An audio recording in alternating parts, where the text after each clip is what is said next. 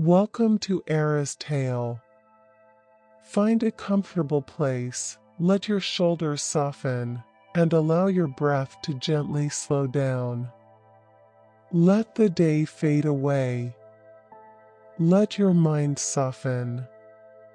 Your journey begins now.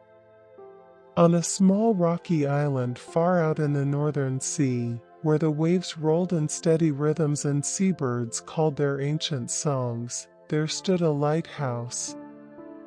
It was old, built from pale stone that had weathered countless storms, and it rose from the rocks like a patient guardian watching over the dark waters. The lighthouse keeper was a man named Thomas, though most people simply called him Tom. He had lived alone on the island for more years than he could easily count, tending the great light that turned through the night, guiding ships safely past the dangerous rocks that lurked beneath the waves. Tom's days followed a peaceful routine. He would wake with the dawn, make himself a simple breakfast of porridge and tea, then spend the morning maintaining the lighthouse. There were always small repairs to be done, brass to polish, glass to clean. In the afternoon, he would tend his small garden where he grew vegetables and herbs, or he would sit on the rocks and watch the sea, sometimes sketching the clouds or the birds in a worn notebook. But it was the evenings that Tom loved most. As the sun began to sink toward the horizon, painting the sky in shades of amber and rose, he would climb the spiral staircase to the top of the lighthouse. There, in the lamp room surrounded by windows, he would light the great lamp and set it turning, sending its beam out across the darkening water. And then he would wait. Most evenings, nothing unusual happened. Ships would pass in the distance, their lights twinkling like earthbound stars. The beam would sweep round and round, steady as a heartbeat. The sea would continue its eternal conversation with the rocks. Tom would sit in his comfortable chair, reading by lamplight or simply watching the night unfold. But some evenings were different. Some evenings, when the conditions were just right, when the air was particularly clear and still, when the moon was waxing toward full, when the tide was at a certain height, something magical would occur. On those special evenings, visitors would come. The first time it happened, Tom had been keeping the lighthouse for only a few months. He was still adjusting to the solitude, still learning the rhythms of his new life. It was a calm autumn night, and he sat in the lamp room reading a book of poetry, only half paying attention to the turning beam. Then he heard a sound he had never heard before, a soft splash, different from the usual sounds of waves against rocks. He looked up and saw, floating in the water just beyond the rocks, a creature that made him blink and rub his eyes in disbelief. It was a seal, but not quite like any seal he had ever seen. Its fur was silver gray and seemed to shimmer with its own light, and its eyes were far too intelligent, far too knowing. It looked directly at him through the lighthouse windows, and Tom had the distinct impression that it was waiting for something. Acting on instinct, Tom went to the window and opened it. The night air flowed in, cool and salt-tinged. The seal made a sound, not quite a bark, more like a question.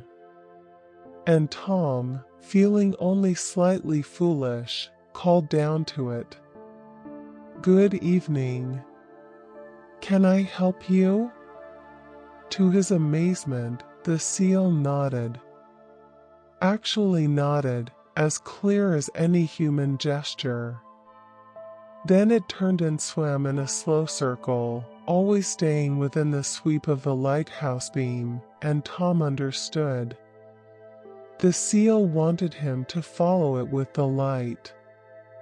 Tom returned to the lamp and carefully adjusted its position, breaking from its usual rotation to direct the beam where the seal led. The creature swam further out, and Tom kept the light on it, illuminating its path through the dark water. They continued this way for perhaps 10 minutes, the seal swimming in graceful arcs and loops, the lighthouse beam following. And then, suddenly, the seal dove beneath the surface and disappeared. Tom waited, the beam steady on the spot where it had vanished, and after a moment, the seal resurfaced. But it was no longer alone. Swimming beside it was another seal, this one smaller, younger. The young seal seemed tired, its movements less fluid. Tom understood at once. The parent seal had been searching for its lost pup and had needed the light to guide their reunion. The two seals swam together back toward the rocks. As they passed closest to the lighthouse, they both turned to look up at Tom. The adult seal dipped its head in what could only be a bow of gratitude. Then they swam away together into the night, and Tom returned the lamp to its regular rotation, his heart full of wonder. He told himself it had been a strange coincidence, nothing more. But deep down, he knew better. The seal had asked for help, and he had given it, and something had shifted in the world around his lighthouse. After that night, the visitors came more frequently. Not every evening, but often enough that Tom began to recognize the signs when they would appear.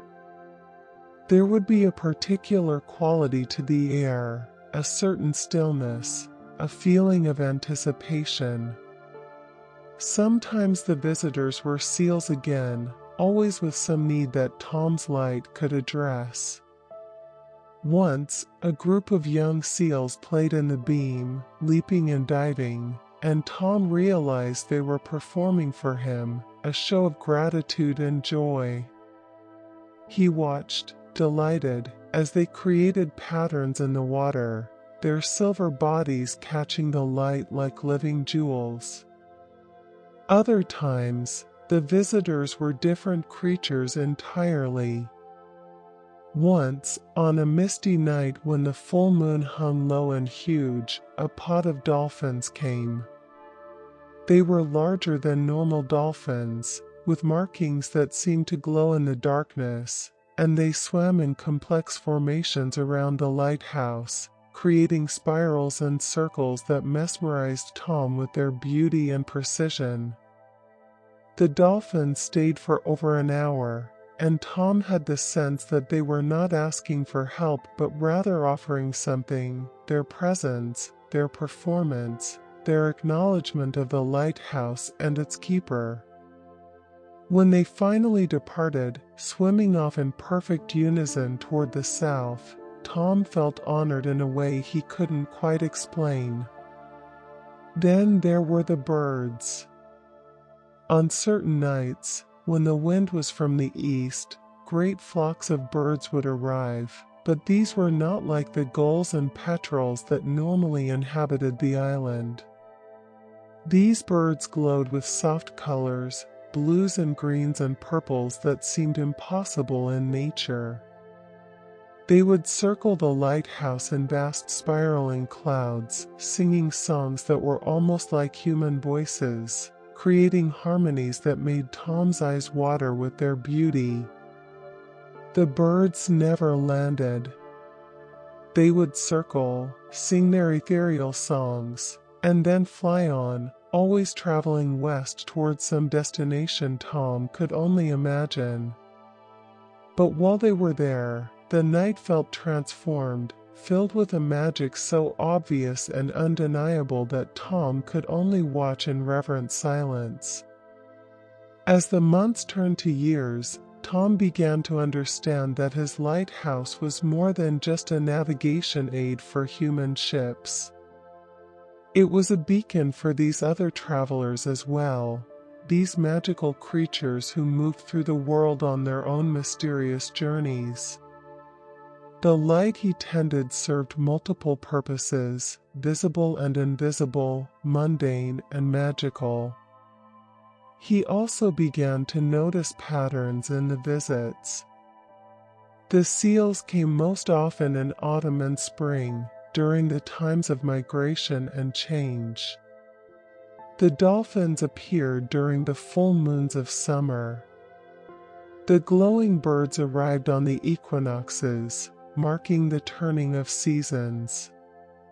Other creatures came at other times, each following their own schedule, their own needs. There were sea turtles as large as boats, their shells inscribed with patterns that looked like ancient writing, who would surface near the lighthouse and remain for hours, as if drawing strength or guidance from the light. There were fish that schooled in such numbers and with such coordination that they formed shapes, spirals, stars, flowers, visible from the lamp room high above. Once, on the longest night of winter, something truly extraordinary happened. Tom was sitting in the lamp room, a blanket wrapped around his shoulders against the cold, when he noticed a change in the water. The sea, which had been its usual dark green-black, began to glow. Not in one spot, but everywhere, as far as he could see. The glow intensified, and Tom saw that the light was coming from beneath the surface. Something huge was rising from the depths. His first thought was fear. What creature could be so massive? But then a sense of calm washed over him, a feeling of ancient benevolence. What emerged was difficult to describe. It was whale-like in general form, but far larger than any whale that had ever existed. Its skin was not skin, but something that looked like flowing water, translucent and luminous, and through it Tom could see what looked like stars, like galaxies, like entire universes swimming in its substance. The creature surfaced fully, and its vast eye, an eye as large as Tom's entire lighthouse, turned to regard him. In that gaze, Tom felt himself seen in a way he had never been seen before. The creature knew him, understood him, acknowledged him not just as an individual but as part of something larger, some great pattern of existence that connected all things. The moment lasted forever and no time at all. Then the creature sang. The sound was so deep, so profound, that Tom felt it in his bones rather than hearing it with his ears. It vibrated through the rocks of the island, through the lighthouse, through his own body. It was a song of greeting, of gratitude, of recognition, and then, as slowly and gracefully as it had risen, the creature sank back into the depths. The glow faded. The sea returned to its normal darkness. Tom sat in his chair, trembling not with fear but with awe, knowing he had just witnessed something that perhaps no other human had ever seen. After that night, Tom's understanding of his role deepened even further. He was not just a lighthouse keeper. He was a guardian of a threshold, a keeper of a beacon that served purposes far beyond simple navigation. The light he tended reached into other worlds, other levels of existence, and guided travelers who were far stranger and more wonderful than the ships that passed in the night. He began to keep a journal of the visits, sketching the creatures he saw, recording the dates and conditions, trying to understand the patterns. He wrote down his observations and his questions, knowing that he might never have complete answers but finding joy in the mystery itself. Years continued to pass. Tom's hair turned gray, then white. His hands became weathered by wind and salt. But his eyes remained keen, always watching for his visitors, and his sense of wonder never diminished. If anything, it grew stronger with each passing season, each new encounter. He rarely left the island now. A supply boat came once a month, bringing food and necessities, and the sailor who captained it would sometimes ask Tom if he wasn't lonely, if he didn't want to return to the mainland, to be among people again. Tom would always smile and shake his head. How could he be lonely? He had the sea, the birds, his garden, his books. And he had his visitors, the magical creatures who came to his light-seeking guidance, offering their presence, sharing their beauty with him. He was exactly where he needed to be, doing exactly what he needed to do. One especially beautiful evening, when Tom had grown comfortable in his years of keeping the lighthouse, a familiar visitor returned. It was the seal from that very first magical night. He was certain of it. The creature looked healthy and content, its silver fur gleaming, its eyes bright with that same intelligence and kindness. The seal swam playfully around the rocks and then called up to Tom with a joyful sound. Tom laughed and waved down at his old friend. The seal dove surfaced several times, clearly inviting Tom to share in its happiness. Tom made his way down the spiral stairs and out onto the rocks. The seal had brought others, a whole family of silver seals, including several playful pups who tumbled over each other in the water, making Tom laugh with delight. "You've been busy," Tom called to the original seal, who bobbed its head as if proud of its growing family. The pups swam closer, curious about this human who seemed so at home among the rocks and waves. For the next hour, Tom sat on the sun-warmed stones, watching the seal family play. The adult seals would occasionally swim close enough for Tom to reach out and touch them, while the pups performed acrobatic leaps and flips, clearly showing off for their audience. As the sun began to set, painting the sky in brilliant oranges and pinks, the seals gradually swam away, each one turning back to look at Tom, as if saying until next time. Tom waved to each of them, his heart full of joy. That night, as Tom settled into his chair in the lamp room, he felt deeply grateful. Years of tending the lighthouse had given him so much more than he could ever have imagined. He had friends and creatures most people would never believe existed. He had witnessed wonders that made every day feel like a gift. He had found his perfect place in the world. The lighthouse beam continued its steady rotation, and Tom watched contentedly as the night unfolded. In the distance, he could see the occasional fishing boat making its way safely home, guided by his light.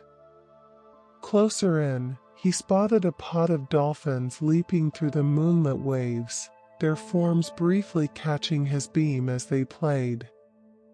Tom thought about all the seasons he had witnessed from this lighthouse, all the magical visitors who had honored him with their presence, all the quiet mornings and peaceful nights.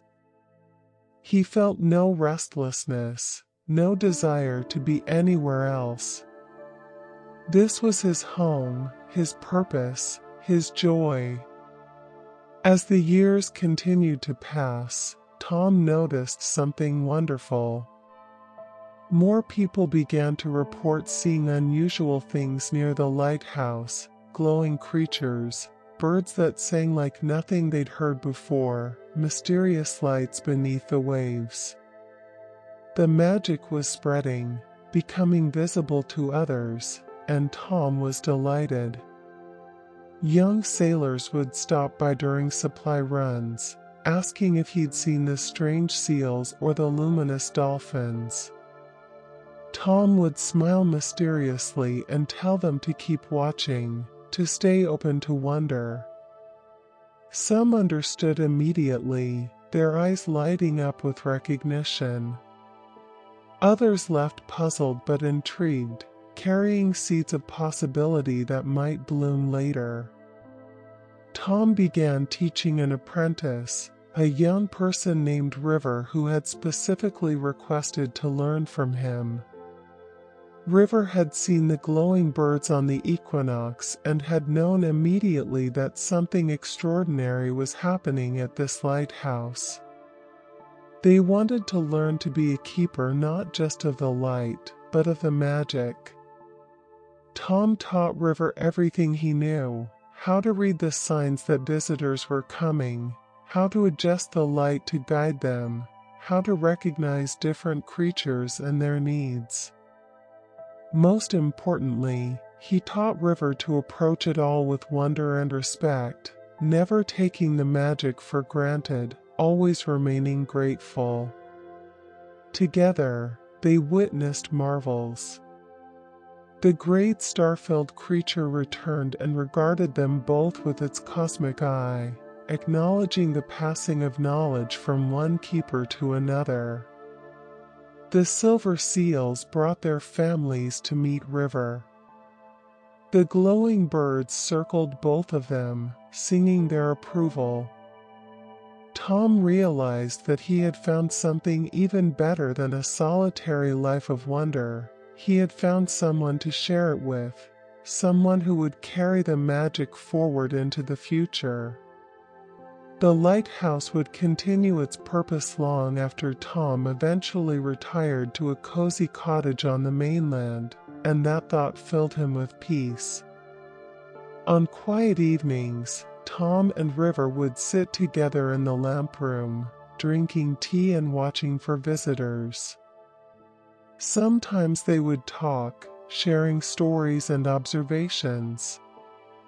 Other times they would sit in comfortable silence, simply being present with the turning light and the breathing sea. "Do you ever wonder why we were chosen for this?" River asked one night, as a school of luminous fish created spirals in the water below. Tom thought for a moment, then smiled. "I think we chose it as much as it chose us.